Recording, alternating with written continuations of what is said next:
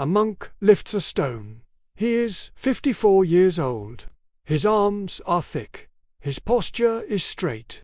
His grip is iron. He has been lifting, carrying, building, and farming since dawn. Every day, for 30 years, he has no testosterone prescription, no supplement protocol, no men's health clinic. He has a schedule, a garden, a fasting calendar, and a kitchen feeding male vitality for 7 centuries. Outside the walls, men half his age are exhausted, drained of the drive and physical capacity that made them feel like themselves. And a $30 billion industry has built its empire on making sure you never find what the monastery had. Stay with me. Number 4 is the adaptogen. A 2019 clinical trial confirmed raises testosterone by 17% in 8 weeks, and monastery scholars consumed it daily for 2,000 years. Number 6 works in 2 weeks, documented in 3 separate randomized trials. And number 11 is the monastery physical labor protocol. Modern endocrinology has confirmed produces testosterone optimization superior to any gym routine designed. Starting today. Number 1. Zinc-rich monastery foods. The testosterone foundation. Before any herb or protocol, the monastery understood what modern men's health clinics charge hundreds of dollars to tell you. You cannot make testosterone without zinc. Zinc is the essential cofactor of testosterone synthesis from cholesterol. It also inhibits aromatase, the enzyme converting testosterone into estrogen. When zinc is deficient, testosterone production slows, and its conversion to estrogen accelerates, exactly the hormonal profile that men's health clinics diagnose and treat with expensive intervention. The monastery diet was extraordinarily rich in bioavailable zinc. Organ meats used completely, wasting nothing. Legumes at every meal. Pumpkin seeds daily. All providing the zinc testosterone synthesis requires. The modern diet is zinc depleted. Soil depletion reduces zinc in vegetables. Food processing removes it from grain. The result is subclinical zinc deficiency that directly suppresses male hormonal function, and a pharmaceutical industry that treats the symptom rather than the nutritional cause. A 1996 study in nutrition confirmed zinc supplementation doubled testosterone in deficient elderly men over 6 months. The monastery diet prevented this deficiency by eating the food the kitchen had always prepared. Number 2. Ashwagandha, the 2,000-year testosterone tonic in the monastery universities of ancient India. One root was prescribed for male vitality above all others. Ashwagandha, the strength of a horse. Monastery physicians prescribed it for conditions we now describe as testosterone deficiency, reduced strength, loss of drive, sexual dysfunction, and cognitive fog. Ashwagandha contains withanolides modulating the HPG axis, reducing chronic cortisol elevation that directly suppresses testosterone. Cortisol and testosterone are endocrine antagonists. Ashwagandha normalizes this balance, removing the primary suppressor. A 2019 trial found ashwagandha increased testosterone by 17% and DHEAs by 18% over 8 weeks. A 2015 trial found significant improvements in muscle mass and strength. The monastery scholars consumed it daily for 2,000 years, for what they described as the maintenance of male strength across the lifespan. Number 3. Pine pollen, the ancient and every spring, in monastery forests across Europe and Asia, the pine trees released golden pollen clouds. In both traditions, independently, across thousands of miles, the monks collected it. Pine pollen contains phytoandrogens, structurally analogous to testosterone and DHEA, making it the only plant-based source of actual androgens in the human nutritional tradition. Taoist and Buddhist monastery texts document pine pollen specifically for the maintenance of the masculine fire in aging men. Modern analysis confirms these androgens are bioavailable. The monks mixed it with honey and water as a standard seasonal tonic. Pine pollen tincture costs $20. Pharmaceutical testosterone therapy costs hundreds per month. Number 4. Tribulus terrestris, the monastery vitality herb in the monastery apothecaries of Bulgaria, Greece, and the Balkans. Tribulus terrestris was documented as a primary male vitality herb for over 300 years, called puncturevine. Its fruit covered in sharp spines, and its action on male hormonal health as direct as its appearance is aggressive.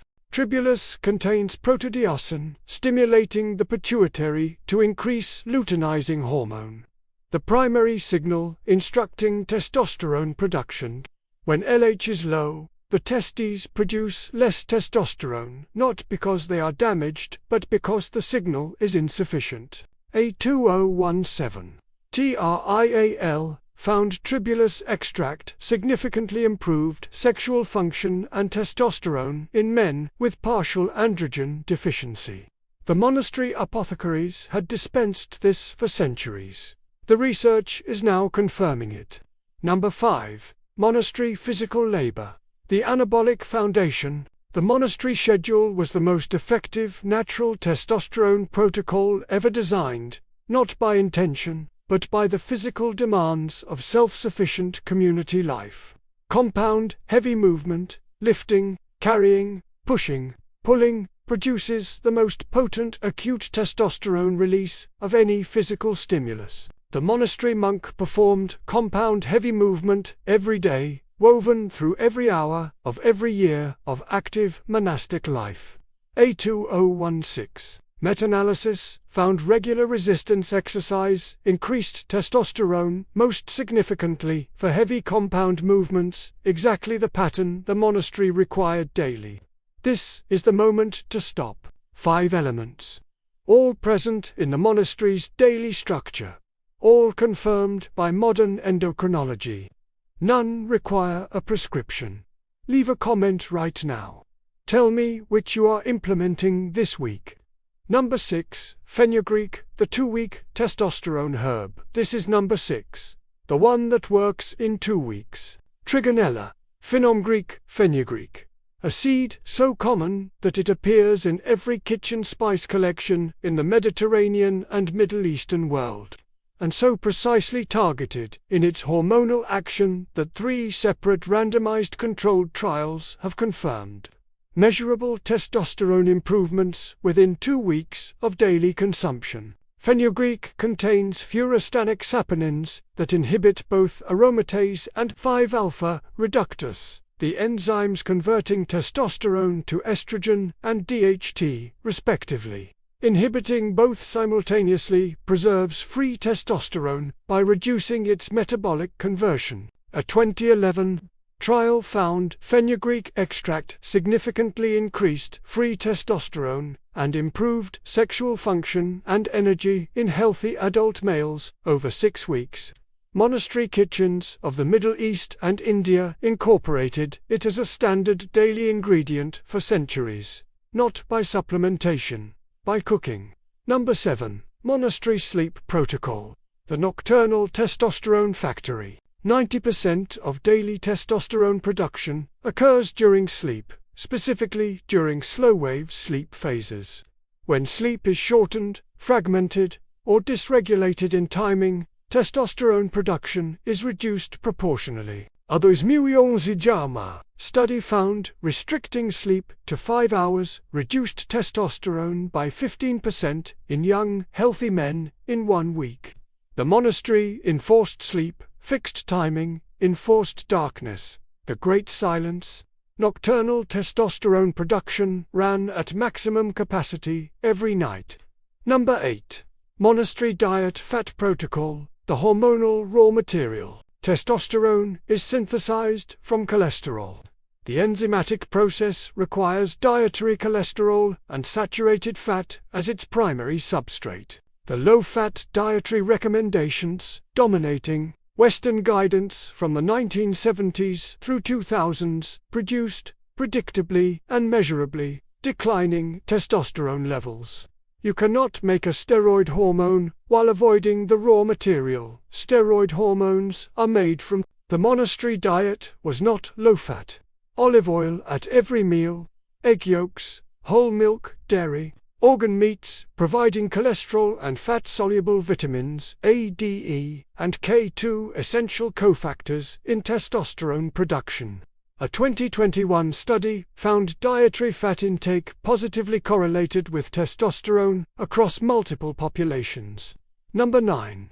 Boron, the mineral nobody mentions. In the monastery gardens of Central Europe, one vegetable family occupied a disproportionate share of the medicinal garden, not because of any named nutrient, but because of the consistent observation that the men who ate abundantly from it maintained physical vitality longer. What those vegetables contained was boron. Boron inhibits sex hormone-binding globulin, the protein-binding testosterone, and rendering it biologically inactive. Free testosterone is what activates testosterone receptors in muscle, brain, and reproductive tissue. Boron is found abundantly in monastery garden staples, legumes, root vegetables, leafy greens, and nuts. A 2011 study found 6 mg of boron daily increased free testosterone by 29% in 7 days, achievable through diet alone. The modern diet, stripped of garden vegetables, provides almost none. Number 10. Vitamin D, through the monastery outdoor protocol. Vitamin D is a hormone precursor synthesized from sunlight. Testosterone-producing Leydig cells contain vitamin D receptors. When adequate, they produce testosterone efficiently. An estimated 80% of men who work indoors are deficient. The monastery monk worked outdoors every day, in fields, in grounds, along the cloister in natural light throughout the day. A 2011 study found men with the highest vitamin D levels had significantly higher testosterone, independent of all other variables. The monastery provided this by making outdoor physical work non-negotiable. The modern world provides offices and a men's health industry that supplements the hormone the outdoor work would have produced for free. Number 11. The monastery heavy labor protocol, the daily anabolic stimulus. This is number 11. The protocol modern endocrinology has confirmed produces superior testosterone optimization. Not the gym, the continuous, heavy, varied, compound physical demand of real productive work, building, farming, harvesting performed every day, year-round. Testosterone responds to physical challenge. Remove it for 48 hours and testosterone begins to decline. The monastery never removed the challenge. A 2014 study found sedentary periods following exercise produced measurable testosterone declines that continuous activity prevented, not by design, by daily necessity. Number 12. The monastery stress elimination protocol, the cortisol-testosterone balance. The most powerful suppressor of testosterone in the modern male is not age, it is cortisol. Chronic stress directly inhibits the HPG axis, reduces LH secretion, increases aromatase activity, and suppresses the Leydig cells producing testosterone. The monastery managed cortisol structurally, fixed schedule eliminated decision fatigue. Prayer offices broke work cycles before stress accumulated. Physical stress with adequate recovery builds testosterone. Psychological stress without recovery destroys it. The monastery produced the first and eliminated the second. Every day. Number 13. Macaroot, the Andean Monastery Endurance Tonic. In Andean monastery communities of Spanish, Franciscan monks in the 16th century, performing sustained labor above 4,000 meters, local healers offered a root nothing in European medicine could match. Lepidium, mahin, maca, consumed for 2,000 years as the primary energy and vitality food for men performing demanding work at altitude. Maca contains macamides and glucosinolates, supporting endocrine function without introducing external hormones. Multiple trials confirmed significant improvements in sexual function and vitality within 2 to 3 weeks. 300 years as a Monastery vitality tonic, the industry rediscovered it as a premium supplement. The Monastery considered it kitchen food. Number 14. Monastery fasting. The hormonal reset. The Monastery fasting calendar was not designed for testosterone, but short-term fasting produces measurable spikes in growth hormone, supporting testosterone synthesis.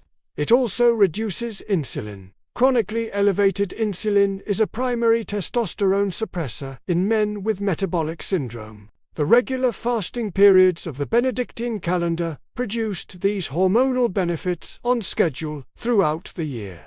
A 2013 study confirmed intermittent fasting increased LH pulsatility, the primary signal driving testosterone production.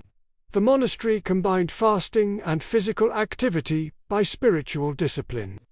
Number 15. The Monastery Brotherhood.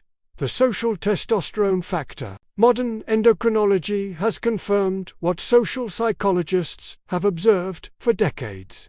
Testosterone levels in men are significantly influenced by their social environment, by competition, camaraderie, and a defined social role with clear purpose. Men with strong social bonds, clear purpose, and a valued community role consistently maintain higher testosterone than socially isolated men with unclear purpose. The Monastery provided all of these simultaneously defined role, clear purpose, valued community, and daily physical challenge. Social isolation and purposelessness are not merely psychological problems. They are endocrinological ones. The Monastery did not prescribe testosterone. It created the environment in which the male body produces it naturally. They built a $30 billion industry on the hormonal decline the Monastery lifestyle prevented on the cortisol, the zinc deficiency, the sedentary days, and the social isolation the Monastery never allowed. The monks had zinc from organ meats, adaptogens from the apothecary garden, stone to carry, and a schedule that never let the body forget its own capacity. Share this with a man whose vitality is not what it was.